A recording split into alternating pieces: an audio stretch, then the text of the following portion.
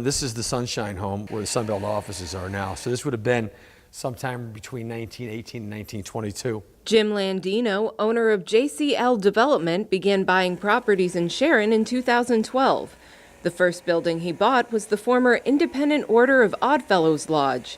At the time, he says he was just looking for a cool place to live. My idea was to find this really cool old brick building that literally the bushes would move away from, my car would drive in, and then I would be like Batman. From there, Landino purchased and renovated the Sunshine Home building where Sunbelt Transformers LLC is now located. When Sunbelt decided on that office, they needed parking, which is really what prompted us to buy this building. The purchase of the former Petrini Insurance building led to the creation of Lulu Beans Cafe. We realized that the town wasn't going to move forward if we didn't put something really cool, hip, and funky in it to draw people, up to including the coffee cup on the roof. And it was my idea to paint the polka dots. I get to take full credit for the polka dots because I wanted the little kids sitting in their parents' house on a Saturday morning to say, can we please go down to downtown Sharon so I can see the giant coffee cup on the roof with the polka dots. And I felt if nothing more, we would at least get little kids tugging on their mother's shirt saying, can we go down there, Mom, so I can see this.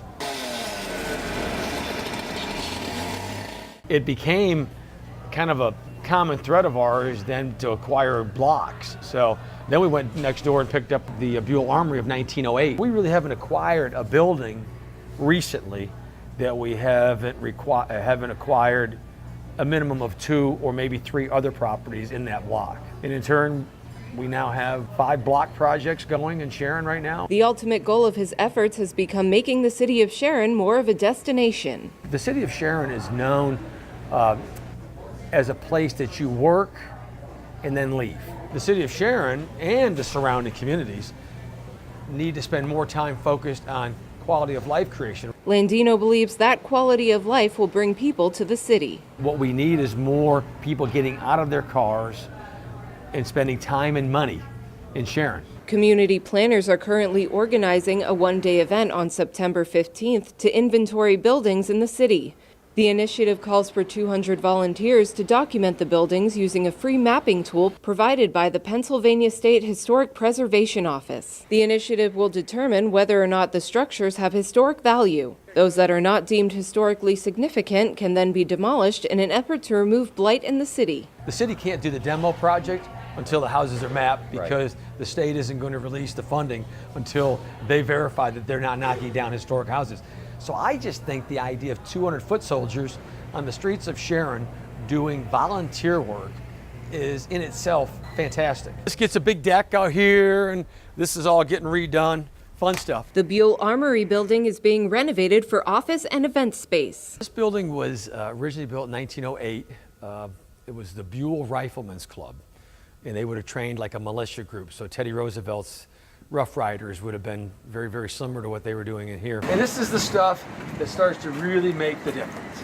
Another project is the Applegate building, which will house a brick oven pizza shop, a barber, and a home decor boutique. Storefront windows in, double doors will go in. We're literally probably 50% through the renovation of the building right now.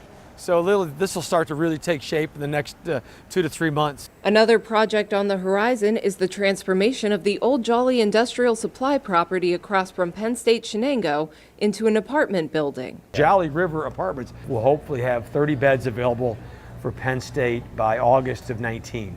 And then the plan is to put a second floor, another 14,000 square feet with approximately 30 more beds on the second floor. Landino says he's invested about $5 million in purchasing and rehabilitating buildings in the city. In the next 6 months, he estimates he will spend another $2 million. I became fascinated with the history of the buildings. And we walk in these buildings and we somehow try to find a way to fall in love with them. You can read more in the September issue of the Business Journal, out now.